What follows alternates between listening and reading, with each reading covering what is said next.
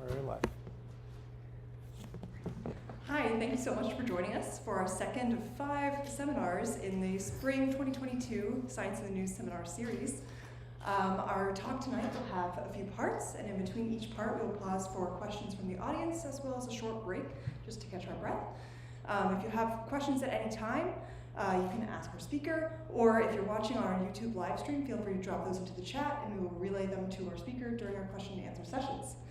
So tonight, our speaker is Sarah Lee, a PhD student in the Materials Science and Engineering Department at MIT. And tonight, she'll be telling us about filming Nanoworld Movies, real-time electron microscopy of nanomaterials. Thanks for the great introduction. Hi everyone, and good evening. My name is Sarah Lee, and I'm a fourth-year PhD student in the Department of Materials Science and Engineering at MIT. Today I'm going to talk about how we can film Nanoworld movies using real-time in situ electron microscopy. So first I'll start with the everyday example of a cell phone, and here I'm showing iPhone 14, which is my current cell phone. When you take a look at the phone, we can see that there are displays, cameras, frames, and most importantly, we have chips. Chips is one of the most important parts of a cell phone, as it enables us to use a cell phone as a cell phone. So when you zoom in chips, what are these chips made of? Chips are first made of 16 billion of transistors. Then what are transistors? Transistors are materials that can switch electrical signals. When we zoom in even further, these transistors are made of materials called silicon, which are one class of semiconducting materials. Then can we even zoom further of those silicon materials? Yes, we can, using the surprising development of a technology called electron microscope. Using electron microscope, we can see the atoms, which are the smallest unit of the materials, of silicons or any other materials. This is the image of silicon when these are imaged under electron microscope, and you can actually see the atoms in the spherical white dots. And you can see that these atoms are in the scale of smaller than 1 nanometer, which is the dimension that I'll talk about in more detail later on today's talk. So not only we can take the images of those atoms, but due to the development of the electron microscope, we can also see how they move around during their growth. So in this example, you can see how the atoms are arranging themselves into larger cylindrical nanowires. And in this another example, you can also see that semiconducting atoms are growing into nanowires, adding layer by layer. And you can still see the semiconducting atoms in the resolution of the images. So this is what in situ TEM is, or in situ electron microscopy is about. Before introducing in detail about the in situ electron microscope, I will first start with a famous quote by a French philosopher who once said that life is a choice between birth and death. Similar to human lives, materials are also going through their own life. They are born and they grow and they also die eventually. So in situ electron microscopy records what choices materials make, said by electron microscopy enthusiast Sarah Lee. So at the end of this talk, I hope that this quote makes more sense and you can pick up the idea of what electron microscopy is in general and what in situ electron microscopy is. So today's talk will be mainly about 3 parts. Part 1 will be about how to explore the nano world with electron microscopy. And the second part will be recent discoveries in material science using a specific class of in situ real-time electron microscopy called in situ TM. And at the last part of this talk, I'll introduce what in situ TM can be used for application and development of energy technologies. So in part 1, I'll explore the nano world of electron microscopy. Electron microscopy has been developed in parallel with the nanotechnology and nanoscience. So I'll first introduce what nanotechnology and nanoscience in general, and then I'll introduce the specific case of electron microscope, which is transmission electron microscope. And at the end of this part, I'll introduce the basics of the in situ electron microscopy. So then what is nanoscience and nanotechnology? The concept of nanoscience and nanotechnology started with the lecture from a famous physicist, Richard Feynman. And in this lecture, there's a plenty of room at the bottom, he conveyed the key ideas of nanotechnology, where he had mentioned that the nanotechnology can be realized by manipulation of individual atoms and advancing microscopes to see even smaller things. And these smaller things were in the nanoscale. So what is nanoscale and nanometer? Nanometer, by definition, is 10 to the minus 9 meter, which is 1 billionth of meter equivalent. And to give you more idea of how small nanometer is, I brought some everyday examples. Here, human hair is known to be 50,000 to 100,000 nanometers thick, and for the sheet of paper, it is 75,000 nanometers thick. So then what is nanoscience and nanotechnology? From the commonly known definition, nanoscience and nanotechnology is a manipulation of matter with at least one dimension, size from 1 to 100 nanometer. Since its first development in 20th century, nanoscience and nanotechnology has been developed in various fields, including healthcare, electronics, energy. So nanoscience and nanotechnology development also involve the ability to see and control small nanoscale materials involving individual atoms and molecules. So then how can we see small objects? We can see small objects that cannot be seen with our bare eyes using an equipment called microscope. And one of the famous examples of microscope is optical microscope, where we have used before in our science classes. And there we have brought slice of onions and brought the samples onto the optical microscope to see the cellular structure of the onions. And here, the cellular structure of the onion is already 200 micrometer, and micrometer is about 10 to the minus 6 meter, which is equivalent to thousands of nanometer. So this is already too large compared to the atomic scale that we have seen before in the earlier slides. So optical microscope can see everything. Here I'm showing my cuddly bedtime friend, and when you have this object here, and when the object is large enough, you can see clear, sharp image. However, when the image, or not the image, the object gets smaller than a certain threshold value, the image gets blurred and you cannot see the clear, highly magnified image. This can be explained using an equation called Rayleigh-Abbey equation, which explains that the resolution of the image that you're seeing through the microscope depends on the wavelength that you are using in the microscope. Here, resolution is defined as the smallest distance required to see two structures as separated structures.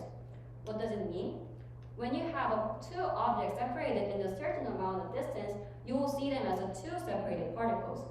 However, when they get close enough or they get too close, you'll be able to see them as one individual particles or objects rather than two separated objects.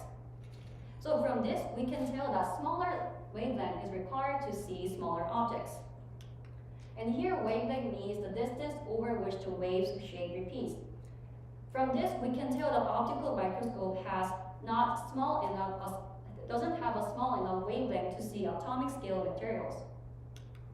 This is where the idea of electron microscope comes in. Louis de Broglie, who is a French physicist, found out that there is a wave-particle duality, and from this wave-particle duality, he had mentioned that electrons, such as particles with elementary electric charges, have wave nature as well. And all matter has wave properties. And from these findings, and also from the later calculation, people have found out that electron has a wavelength in the scale of picometer, which is 1,000th of nanometer. So in reality, electrons have 0.001 nanometer scale. For the visible light that we use for optical microscope, it has a nanometer scale of 400 to 700 nanometer. So you can tell that there's already a 10 to the 5 times of scale difference. German scientist Ernest Ruska has come up with the idea of electron microscope, and he won a Nobel Prize in Physics for his fundamental work in electron optics and for the design of the first electron microscope. So this is the idea of electron microscope in comparison with the optical microscope. When you have a small image, you will be seeing blurred image using an optical microscope, but when you are using electron microscope, due to the small wavelength and high resolution, you will be seeing sharp image instead of blurred image like in optical microscope. So from the next slide, I'm going to explain about the detailed operating principles of electron microscope, and to be specific, transmission electron microscope, which is which is one of the most powerful electron microscope. Transmission electron microscope, in short TEM, uses beam of electrons transmitted through a specimen to form an image. And this is what typical TEM looks like. You have a column here, and the images formed inside this column are transformed into the image inside the computer connected to the column. And inside the cylindrical column, you will see the electron source which emits electrons, and these are often called as electron guns. And these electron beams are going through a series of lenses and eventually a sample in the middle so that it can focus, and the lenses focus electrons to form images, which will be transferred into computer later on. So using this complicated and sophisticated technology of TEM, we can see the atoms of the materials. However, sometimes images don't tell everything.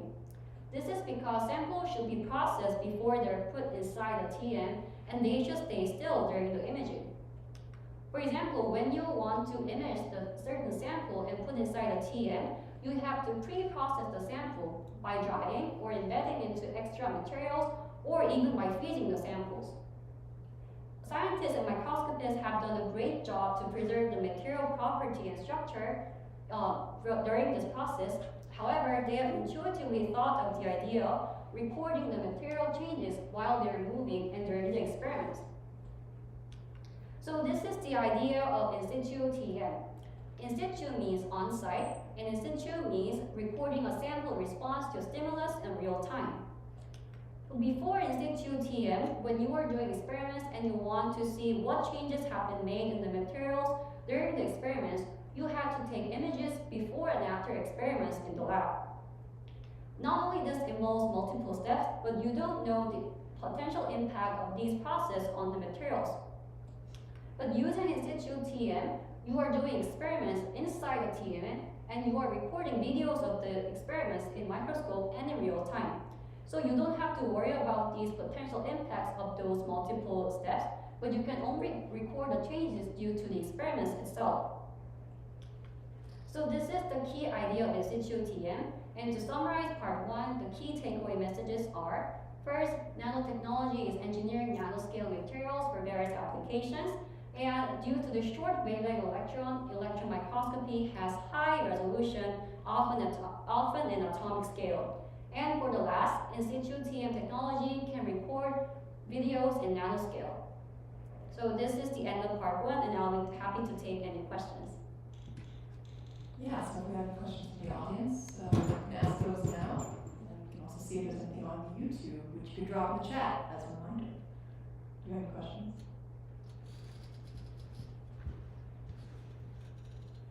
Yeah, thank you for the nice introduction. So, are the in situ SEM also part of the research? Sure. Or is it also actively research? Sorry for interrupting. Yeah, there is also a class of in situ SEM. So basically, in situ can be added to all kinds of characterization tools. So you can do in situ XRDs or in situ X-ray characterization. And of course, we have the in situ SEM. And I am introducing in situ TEM because I'm biased, because I'm doing in situ TEM. But in situ TEM is amazing because it can give atomic resolution while you're doing experiments. But in situ SEM also provides a lot of information during the experiments as well. So that's possible.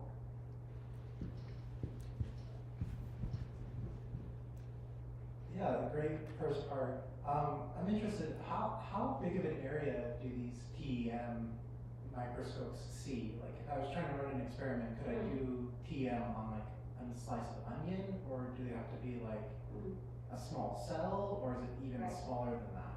So that depends on the sample holder that we'll be using later, and I'll be introducing in more detail what sample holder is. And mainly, the area does not matter for TEM samples. It just has to be fit inside the TEM holder. But the only thing that matters is the thickness of the sample.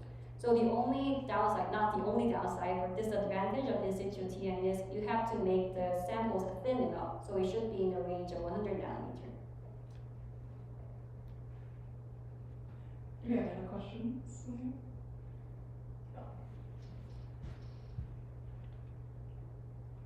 Yes. One other question that I have was that in the in situ TEM, the image of the sample is very changing, right? Mhm. But then how can you like differentiate if it's the modification that we want to see or if it's just degrading? Oh, you mean like if it's intentionally degrading or if it's just degrading inside the TM? Yeah, because like always in the TM, because of Right. the high acceleration voltage, like the sample is always susceptible to degradation. Right. So how can you tell the difference between them? So that's a very good question, and actually that's the main question I always get from the referees, from the journals. So what we actually do is we control the electron beam dose, so that's the energy that electron is transferring to the actual sample. And the other way we can do is, this is quite time consuming, but we do the exactly same experiments outside the TM and tell if there's any difference between the first beginning and the end of the experiment, so that if there's any large difference, then we can tell that there is no beam effect and beam-induced degradation inside. So that's what we do to tackle the disadvantage of in situ TM experiments. Awesome. Do we have any other questions? If not, we can take about a 2-minute break and come back at 7:21 for the next one. Thanks.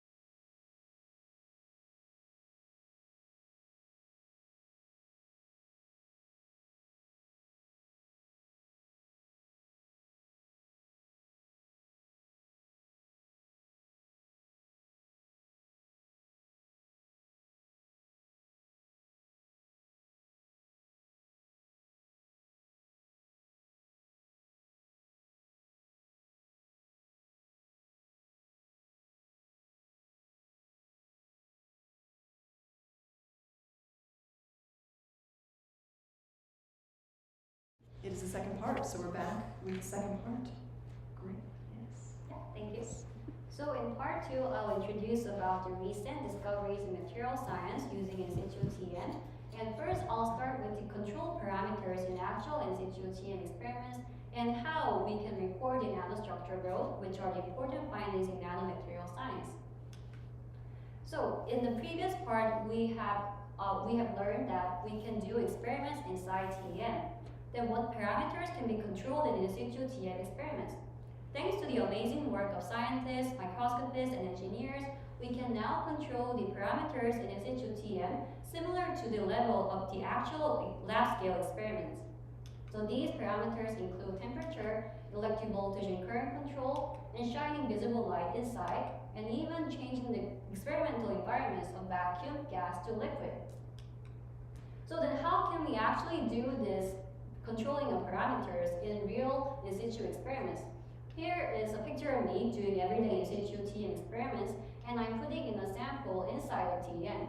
So you can see the column and the computer that I mentioned before in part 1, and I'm putting in the sample using a special rod called sample holder.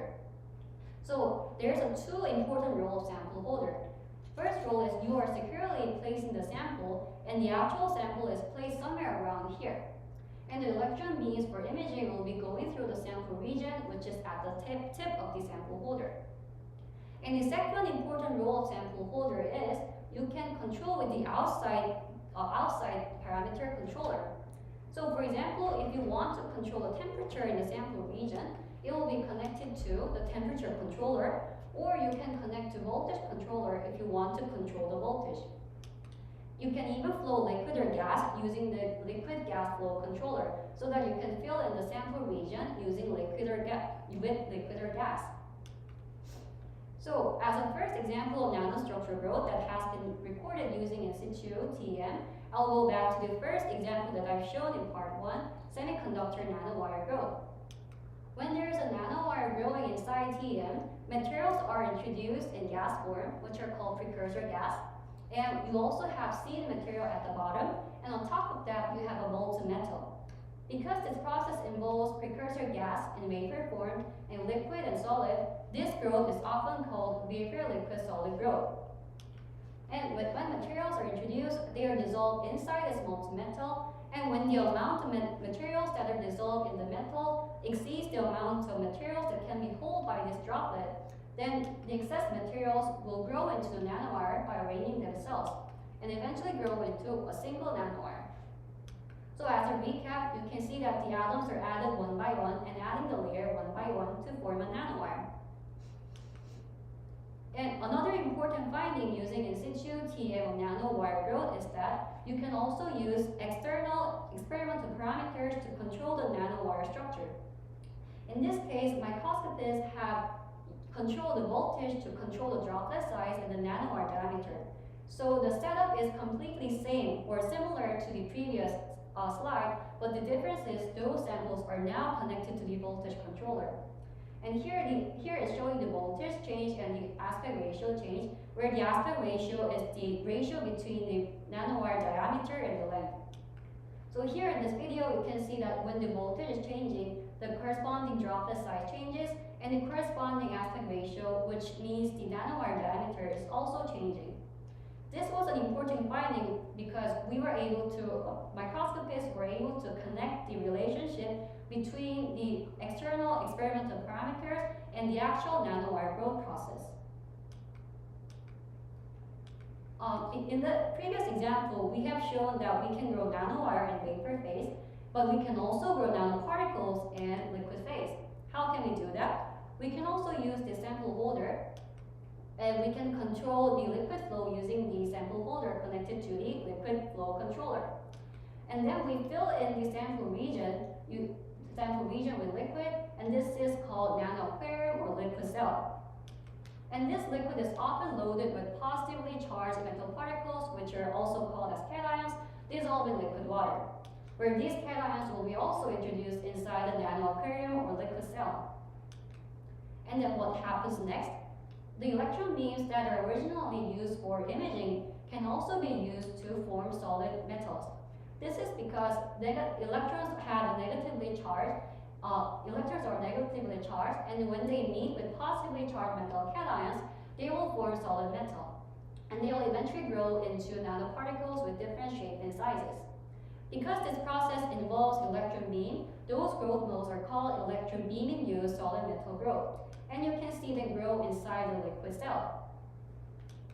So this is the actual example of my experiments that I've done last year. Here I've grown silver nanoparticles in situ TEM, and not only introducing liquid, I've also controlled the temperature to see the impact of temperature on the nanoparticle growth. So here you can see that at different temperatures, the onset time or the starting time of the particle growth is faster at 50 degrees C, and also the growth rate or the growth speed of the particles is faster at 50 degrees C. And not only from the images, we were also able to quantify the information from these images. For example, we can see the size, or we can detect the size and diameters of the room temperature, which can be converted to the volume and plotted with the volume versus time graph. Using these quantified information and the videos, we were able to detect the key processes in the nanoparticle growth that are accelerated in increased temperatures. So So in previous examples, I've shown the cases where atoms or smaller units are added one by one to form larger nanostructures. There's another class of nanostructure growth, which is called self-assembly of nanobuilding blocks. This is similar to the case when you think about Tetris or Legos, and these nanosite building blocks spontaneously bind with each other in certain directions. The driving force of this self-assembly is the difference between the stability or difference between the energies. When they bind each other, blocks are stabilized by forming bonds. And before the development of in situ TEM, people were only able to get the images before and after the self-assembly. So they weren't able to see what is happening in the middle. But using in situ TEM, people have figured out that there are some processes that are unexpected and quite counterintuitive. So this is the first example of the self-assembly of gold nanoprisms. And here you can imagine when you have unassembled gold nanoprisms, they will directly go to energy downhill to form a stable assembly. However, using in situ TEM, people have found out that it's not the case. Rather, they go to the unstable case first, and then they go downhill to a stable assembly. So what they do is, at the beginning, they go energy uphill, so they're very unstable at the beginning, and then they go to the stable assembly at the end. So they're added one by one as a column structure. So in the previous case, we have seen a case where the building blocks have the same shape and size, but when they also have a different shape and size, they can also assemble into larger units. In this case, we are seeing fraction nanoparticles. They are rotating themselves to rotating themselves along their preferred directions and making a larger particles. So using in situ TEM videos and some post-processing to increase the contrast, microscopists have found out that there are two main steps for the self-assembly of particles with different shapes and sizes. So first, the particles approach to each other, and when they get close enough, they rotate and align to each other. So in this case, you have the red lines here, which indicates the intrinsic direction of the particles, and they rotate themselves to make these directions parallel. And when these lines are in parallel, then they finally stick to each other to merge into one larger particles. So to summarize this part 2, the takeaway message here is that in situ TEM has several experimental control parameters, including temperature, electric potential, light and vacuum and gas and liquid, and this can reveal dynamics of nanomaterials. And examples of recent discoveries in material science using in situ TEM include self-assembly and nanostructural growth. So at this point, I can take a question from part 2 as well. So do we have any questions from the audience? And as another reminder, if you're watching on our YouTube live stream, feel free to drop any questions in the chat and we'll relay them to our speaker. Do you have any questions?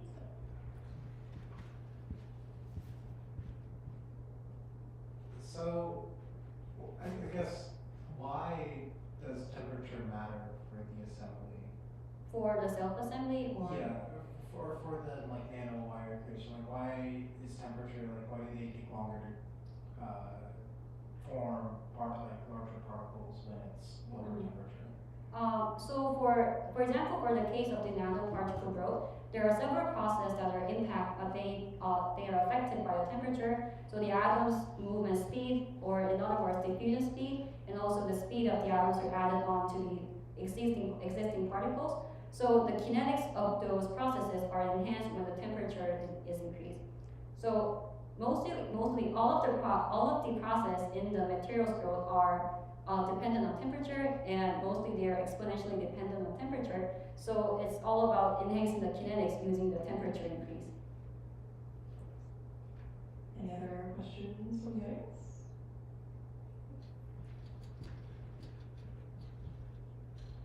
Thank you for the part 2 as well.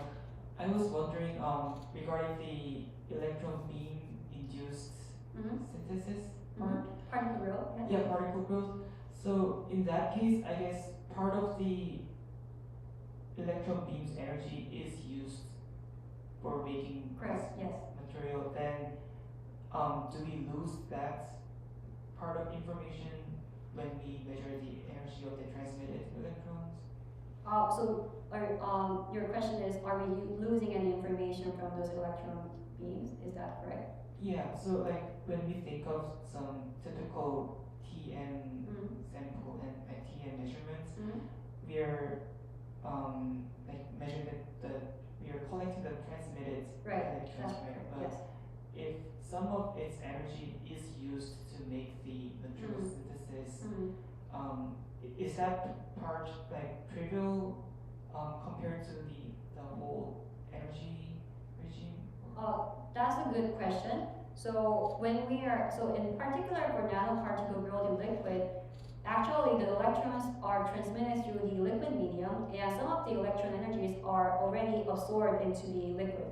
So the actual amount of electrons that are transmitted through the image area is the same when there is a nanoparticle existing or not. So actually we are calculating based on the electrons that are absorbed onto the liquid medium rather than the electrons that are passing through the liquid medium, if that makes sense. Any other questions from the audience? If not, I have a question. I was wondering, so in the first part we talked about spatial resolution and like how far we could resolve two particles, how close together they could be. What about time resolution? And does that affect our spatial resolution? That's a great question. And as far as I know, there is no direct relation between space resolution and temporal resolution.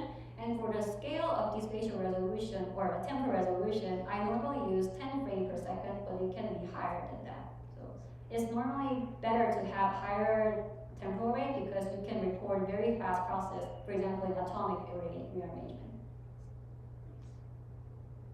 Any last questions? If not, we can take another break and we can come back in 2 minutes at 7:35, which might actually be a little bit later than that. But yeah, in 2 minutes, we'll come back.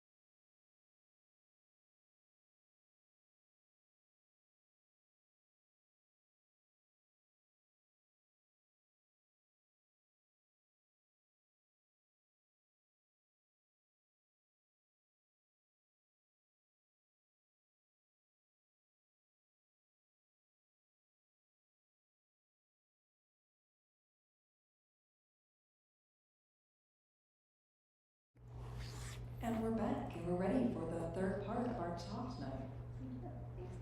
So in the last part of my talk, I'll introduce what in situ TM can do to benefit our lives more than providing cool videos of nanomaterials. So first, I'll introduce how in situ TM and energy materials are related, and some examples of in situ TM or energy materials. First, before we go into the details of the in situ TM or energy materials, I'll first introduce why nanomaterials are important in energy technology and energy materials. Here I'm showing one of the most prominent examples of recent energy technology, electric vehicle, and this electric vehicle is often fueled by batteries or coupled with fuel cell. Batteries are usually lithium-ion batteries, and they have the nanostructures like anodes, cathodes, and electrolyte, which are all the results of nanoscale engineering. And for fuel cell, they also have anode, cathode electrodes, and also membrane, which are also the results of nanoscale engineering.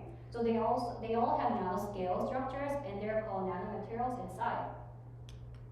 And these nanomaterials' shape, size, and composition determines the performance of energy materials.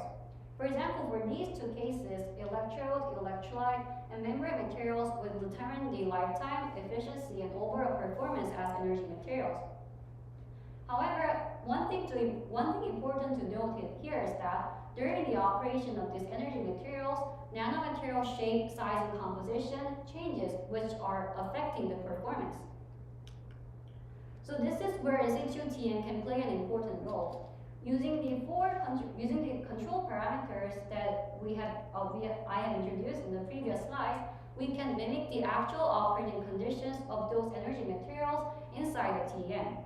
So this specific class of in situ TM is called operator TM, and is defined as recording materials in experimental environment close to that operating conditions of those energy materials.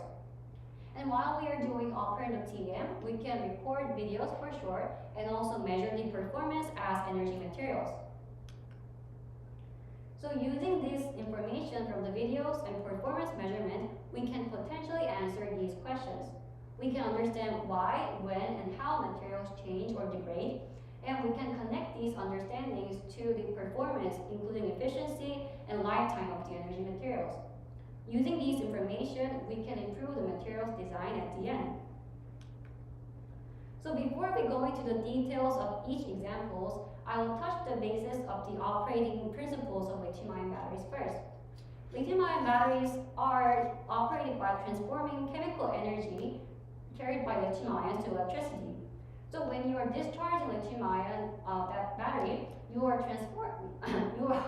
carrying lithium-ion from anode region to cathode region, and while you're doing that, you are producing electricity. So this is similar to the case when you are pouring water downhill to rotate the water mill. For the other case, when you are charging the battery, you are pushing the lithium ions to the opposite side, and this is similar to the case when you are pumping up the water to use it later on to rotate the water mill. So for the operator TM lithium-ion batteries, we are aiming to answer these possible questions. Why and when rechargeable batteries fail, how do battery components interact with each other, and how can we improve the battery design to enhance the performance. So in order to do operator TM experiments, we put the miniaturized batteries inside the TM. Since we cannot put the whole size of lithium-ion cell, we mimic the core components of the lithium-ion cell. Here, the core components would be anode and cathode and electrolyte, and here, this is mimicked inside the operator TM cell. We have the anode and cathode and electrolyte, and if the electrolyte is in the liquid form, it can be introduced using the liquid controller connected to outside. And these anode and cathode are also connected to voltage current controller so that you can actually see the changes during charging and discharging. And note that nanowires are commonly used as miniature electrodes inside the TM cell for electrode materials because they're easy to be fabricated and easy to be placed inside the liquid cell or operator TM cell. So this is the actual results of operator TM, and I wanted to show cool videos of actual operator TM of lithium-ion batteries, but due to copyright issues, I can only show you the images, which are already cool enough, I guess. So when you are charging and discharging lithium-ion battery materials, we are often calling it as lithiation and dilithiation because there is an insertion of the lithium and outgoing of the lithium ions during the charging cycles. So during these cycles, there are crack formation, which is often due to the expansion of the electromaterials, and some additional materials can be added on to the electromaterials, which are unwanted. So combined effect of these changes are that it can decrease the lifetime and performance of the battery materials. So imagine when you are charging and discharging your cell phone every day, then you are causing these changes inside your cell phone, which are slowly damaging your phone and decreasing the lifetime of your battery. So the second class of the energy materials used in operating the TM that I want to introduce is fuel cell. And fuel cell is similar to lithium-ion batteries as it produces electrical energy from chemical reaction. And here, chemical reaction is commonly between hydrogen or oxygen gas. And here, the important factors in fuel cell is catalyst, which is accelerating the reaction between these gases. And catalyst materials catalyst materials accelerates the reaction mainly on the surface of the materials. So some small particles are prepared for these catalytic particles because they have larger surface to volume ratio. What this means is that if you have a same amount of volume of materials, it's better to separate them into smaller particles rather than having one large individual particle. So this is the reason why nano-sized catalysts are mainly used for fuel cell and other catalytic applications. Nanocatalysts are everywhere, not only for the previous example of converting chemical energy to electrical energy, but it can also capture greenhouse gases and can be used to synthesize useful chemicals. So basically, it can be used in processes that are involving chemical reactions. However, similar to lithium-ion batteries, those catalyst materials also go through the changes during their operation, and this can impact the performance as well. It can change size, shape, and composition, and when they are on the support material, which are literally supporting the catalyst materials, they can be removed from the support materials. And you can imagine that, for example, when there is a change in size, you can tell that the surface area will be reduced so that the performance will be decreased as well. So for the operational TM of catalytic reactors inside, we are aiming to answer these main questions. When and how do the catalysts change their shape, size, and composition? And how can we improve the catalyst design and operating conditions? So first example is taken by me again, and I'm using the platinum nanoparticles that are actually used for fuel cell operations. Here I have also added heat to the added heat, and you can see that there is a migration of particles, and they are also merging with themselves to change the size. And also there is some change in shape. So here in this red circle, you can see that there is a change in size, and you can also see that these triangular shaped particles are changing into circular particles as time goes by to 20 minutes to 40 minutes. So from this example, we can tell that it is important to design catalysts. It is important to design catalysts carefully because we have to retain the initial structure and composition and shape, because it will impact the overall performance during their operation. And another example is also using platinum nanoparticle. This is not taken by me. So what we can also do here is we can change the gas environment.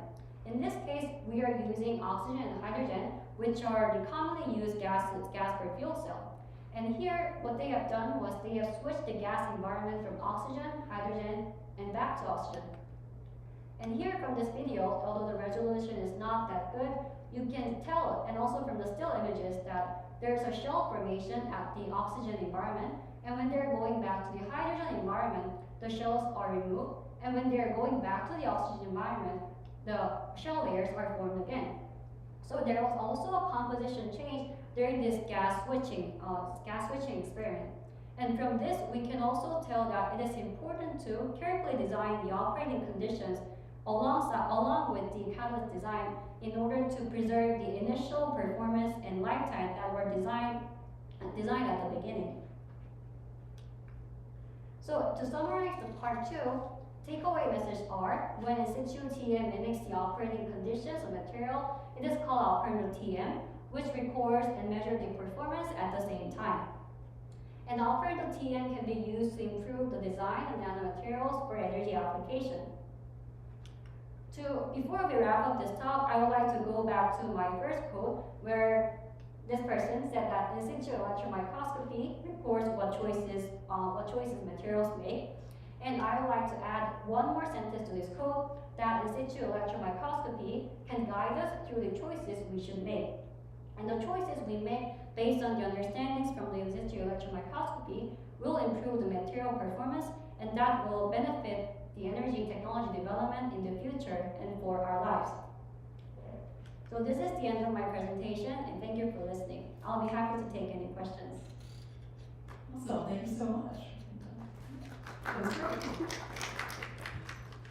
Do we have any questions from the audience for this part? As a final reminder, if you're watching on our YouTube live stream, please feel free to drop your questions in the chat. Do you have any questions from the audience?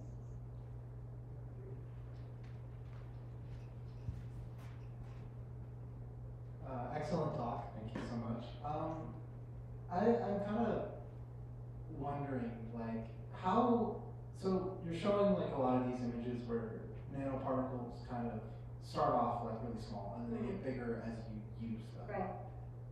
How do you go back? Like, because it seems like, I don't know, when I charge my battery, it gets hot, right? Like, so how do you go back once they've formed? Or do you have to like make a new battery or a new fuel cell? That's a very good question. I think that's a question that all material scientists should think about. So for the particle growth, they are going to the larger size inevitably because larger particles have lower energy, and that's preferable for energy systems. So what we can do is we have to prevent the particles being merged to each other. And the method we can do for that is we can embed those particles separately, or we can add extra layers on top of the particles. And for the cases of lithium-ion batteries, what people are doing is they're changing the electrolyte materials, or they're adding extra layers to prevent them from degrading, or changing the diameter from expansion so that they can prevent the crack formation. So I would say that it is very hard to make it go reverse direction, but what we can do from in situ TM and as a material scientist is preventing those changes that are unwanted. Any other questions?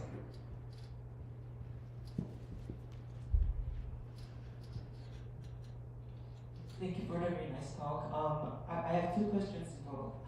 So first one is, can we also do like in situ chemical analysis, like computational CDX or yields measurement as well? And my second one is, does this in situ TEM require a customized built TEM, or does it highly rely on the sample holder or the sample preparation? Those were very good questions. And for the first question, chemical analysis in situ is also possible, and specifically the method that we mentioned, EDS and EOS, are also possible, but it often requires extra setup for the camera settings or the TM setup itself. And related to that, for the answer of your second question, we don't need actually a special setup for the TM itself, but we normally need special holders that are connected to the outside controller. But for the cases when we are introducing gas, not in the gas cell flow, but sometimes we're actually introducing gas directly to the sample region. For these cases, we need special setup of TM because TM should be connected to the extra gas line as well, not the gas controller, but the gas line. So depending on the experiment that you want to do, you have to think about whether you have to use sophisticated TM or you have to just buy very expensive holders. Regarding the gas, the 4 operation variables that you mentioned contain temperature, the acceleration voltage. It also contains lighting. I'm not Yeah. sure what lighting meant. Oh, sorry. Your question is. Yeah. So like, what's the lighting? Oh, yeah. So I haven't done experiments using visible light by myself, but as far as I understand, people have the extra column that can shine light on the sample itself. So while you're imaging, you're actually shining a light, and you cannot be able to see the visible light at the same time, but you will be able to see the induced changes from the visible light. So that's what is done. Any other questions? If not, I have a question. Yeah, so in my own research, I do TM as well, but I've never done like this in situ or videos, which I think are just really cool. But I was wondering, what question I always like to ask, like what got you interested in this type of research? Like how did you come to electron microscopy? Oh, that's a good question. I have to go back to my memories, like 5 years ago. At first, I thought TM itself was very cool because you can see atoms. That was cool enough for me. And when I heard about this in situ TM, where you can see movement of atoms and you can literally film the videos and make a movie of myself, then it sounded very cool to me. So I started to dedicate my career into in situ TM. And I'm also interested in situ TM, SCN that you have mentioned, and other characterization tools, and basically making all of the characterization tools into in situ mode. Awesome. Anything else? Anything? have one more question. I was wondering, are the nanocatalysts, like the nanoparticle catalysts, are those currently in use in like technology, like devices that we have now? Oh, you mean the particle itself or the situ TM Like analysis? the catalyst, yeah, particles. Oh yeah, so for the example of the particle that I used in this example are the actual catalysts used for current fuel cells. So yeah. Awesome. Cool.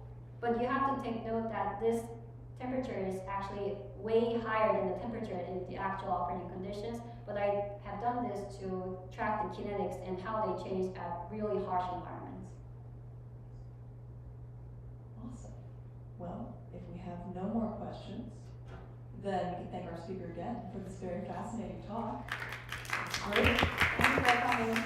And then just as a reminder, this was the second seminar in our 2023 spring series, and we will have another seminar the same time, same place, 7 p.m. Wednesday, and it will be Everything's Connected, Machine Learning on Biomedical Networks.